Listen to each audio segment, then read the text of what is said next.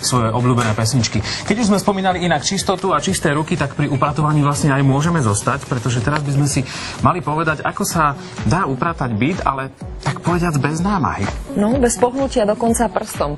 Viac už nám prezradí Di Hagerová. Čau! Ahoj. Ahojte, dobré ráno. Tak my vyzeráme, že sme v krásnej, čistej, upratanej obývačke, ale teda sme na výstave, opäť na najväčšom výstavisku na Slovensku s hovorkyňou Martinkou Mackovou. Ahoj, dobré ráno. Dobré ráno, ako doma, pretože sa začína medzinárodný veľtrh nábytku Moddom. To znamená, že od dnes, od 10. hodiny až do nedele do 17.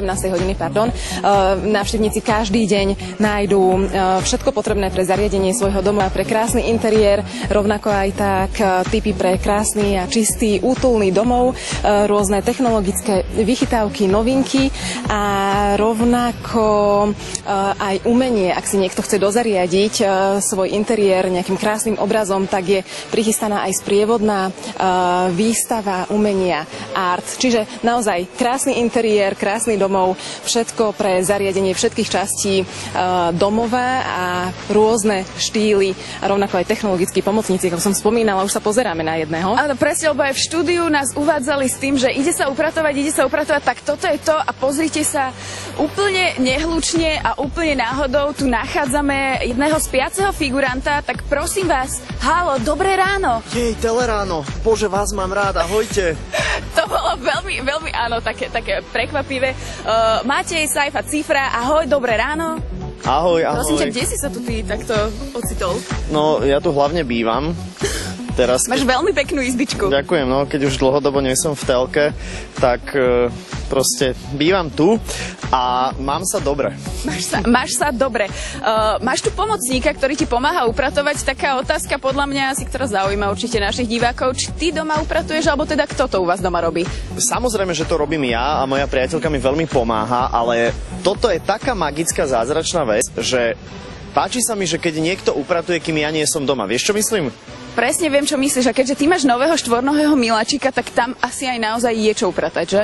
Tak je čo upratať, ale inak je to akože veľmi zlaté zvieratko, milé a takisto aj tebe vypadávajú kde tu nejaké vlasy, nie? Tak ale aj tebe, nie? Nie mne. Jasné, prepáč, chápem, áno. Máš to úplne dokonalé. Máme tu teda jedného z vystavovateľov, Ivan Mucha. Ahoj, dobré ráno. Dobré ráno. Pomocník, ktorý šetrí nás čas, asi to by sa dalo povedať. Čo môže byť takou najväčšou kvalitou týchto pomocníkov v domácnosti? Takže tieto robotiky, ktoré vystavujeme tento rok, majú úplne nový systém vysávania, volá sa Aeroforce. Veľmi veľká výhoda je to, že toho robota netreba takmer vôbec čistiť, takže zákazník skutočne si užíva len čistú domácnosť. Počkaj, potvrdzuješ? Potvrdzujem a nemôžem toto vyvrátiť. Pokračujeme? No a samozrejme došlo aj k zvýšeniu výkonov 50%. A takisto ukazujeme aj ďalších pomocníkov, ktoré slúžia na umývanie a na mopovanie. Dobre, máš domáceho miláčika, to je psík. Mohol by si aj tohto pomocníka nazvať nejakým domácim miláčikom a napríklad má u vás nejaké meno? Nemá u nás meno, lebo je to vec, u nás majú len akože bytosti, vieš, mená, ale chcem totiž spraviť, nemôžeš mi požičať nejakú webovú kameru? Nemáš doma webovú kameru? Mám tu takú jednu veľkú kameru teraz. Nie, chcem vidieť, ako sa správa pes, keď vidí robota. Vieš, čo myslím? Vozí sa na ňom. No, ja neviem, ale ona má 18,8 kg, no tak to zase neviem, ale na to sa teším a poskytnem vám tzv. Footage. Takže budeme čakať na toto, milí diváci, ak máte k dispozícii doma nejakú webovú kameru, tak pozrite sa. Toto bola výzva rovno pre vás. Ja neviem, Ivan, prosím ťa, prečo si nám ty odišiel? Poď sem. Kam ideš? Pred nami. Chováš sa, to je to s nami až také zlé. Nie, tak ja tu pozerám, my sa tu nachádzame na istej vymedzenej ploche.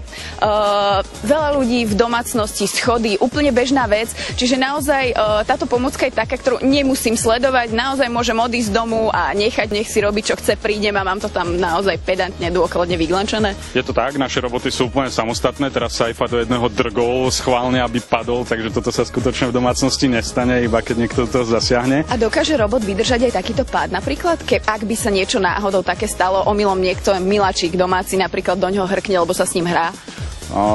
mal by vydržať. Samozrejme, ideálne je, aby zákazníci nedrgali do robotov, neskákali po nich. Každý má svoju prácu proste. Tak, presne. Čiže robota nechať upratovať. Nespadne do schodov, dá sa vymedziť priestor, upratuje sám, dá sa naprogramovať. Úplne skvelý pomocník. Ivan, ďakujem. Ty myslím, chceš ešte niečo povedať? Nie len, že bol tu malý atak, bol tu taký malý atak. Prečo to urobil? Chcel som to vyskúšať, že či mi to zje prst, ale počujete, aj milé deti, nezje to ani prst. Vybavená vec. Tak myslím, že to bola asi taká najzákladnejšia posledná informácia, ktorú ste teraz od nás ráno dostali. My vás samozrejme pozdravujeme. Dnes ráno sa ešte uvidíme. Tuto sme tohto sympatického muža prebudili a tým pádom ho posielame asi do práce a vraciame slovo do štúdia. Prajeme krásne ráno. Ďakujeme pekne, Ahojte. vďaka. Aj vás, Pipenta. Čau, čau.